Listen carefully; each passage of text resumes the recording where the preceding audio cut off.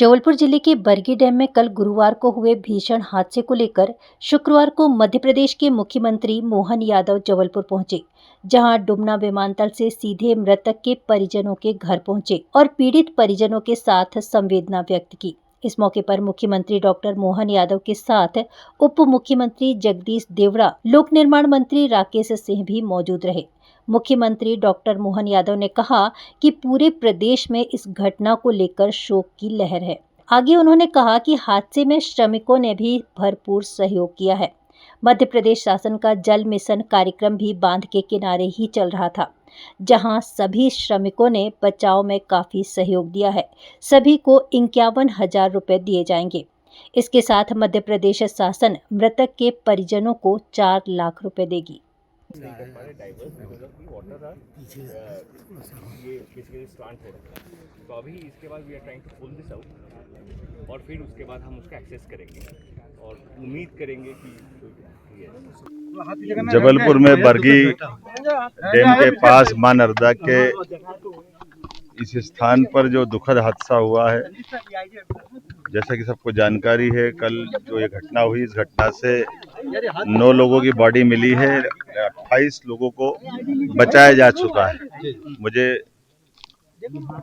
और आप सबको, पूरे प्रदेश को जिनने भी घटना सुनी, सब स्तब्ध रह गए। लेकिन ये अच्छी बात रही कि यहीं पास में हमारे इसी घटनाक्रम के जहाँ घटना घटी है, पास में जल जीवन मिशन के भी काम चल रहे थे और वहाँ के लोगों ने भी मिलकर के इस तुरंत बचाने की दिशा में जब लोग लगे, इसके कारण से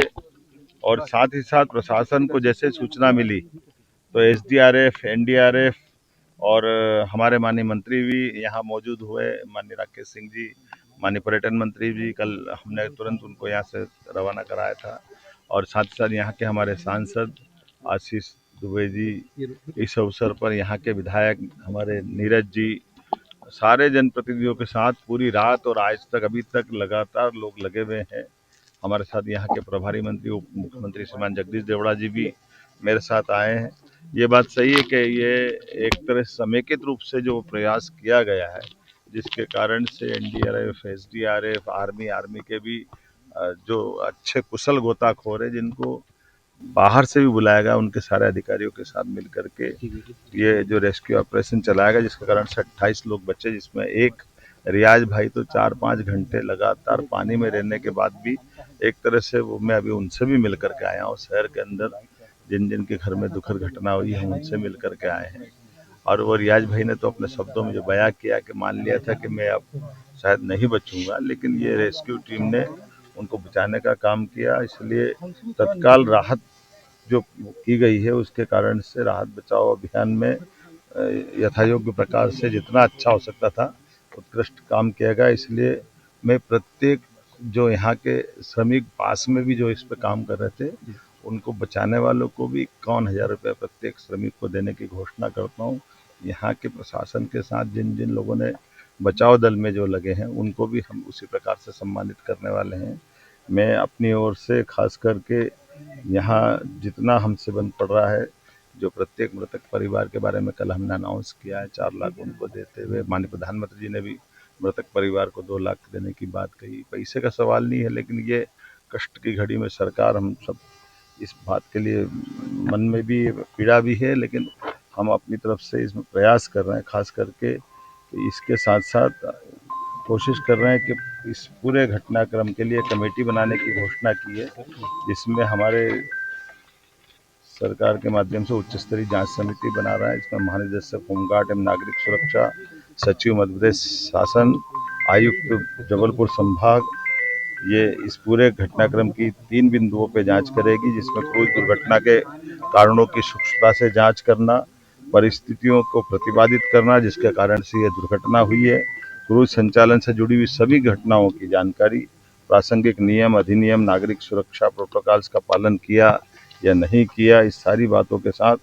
भविष्य में फिर कभी दोबारा ऐसी घटना न हो, इसके प्रबंधन के लिए नौका पर्यटन, क्रूज पर्यटन, एडवेंचर स्पोर्ट्स आदि सभी को इस भविष्य में एसओपी तैयार करके हम इसमें कोशिश करेंगे कि ऐसी घटना अब दोबारा न हो। लेकिन मैं एक बार फिर हमारे सभी जवानों को इस बचाव दल के लोगों के साथ, जनप्रतिनिधियों और प्रशासन के साथ, जबलपुर वासियों के भी धैर्य के आधार पर, क्योंकि सारे लोग पूरे नदी के किनारे पूरी रात गुजारते। मैं मीडिया बंधुओं का भी आभार मानता हूँ। आप सब ने भी यहाँ अपनी आंखों से देखा है कि अभी भी रेस्क्यू ऑपरेशन खत्म नहीं हुआ है। अभी भी क्रूज को और खींच करके लेकर आए हैं और हो सकता है जिस प्रकार से लोग मिसिंग है, हो सकता है यही कहीं हो। अधिकतर जितना 28 लोग को ऐसी घटना के बाद बचाना ये बड़ी चुनौती थी, लेकिन मैं मान के चलता हूँ कि ये हमारे बहादुर जवानों की और सारे लोग जितने लोग जुड़े थे उनकी जीवटता है। इसके कारण से घटना को एक तरह से मिनिमाइज किया गया और कई लोग बचे हैं। और इस घटना में जो भी दोषी रहेगा हम उसको छोड़ने वाले नहीं, उस पर कठोर कार्रवाई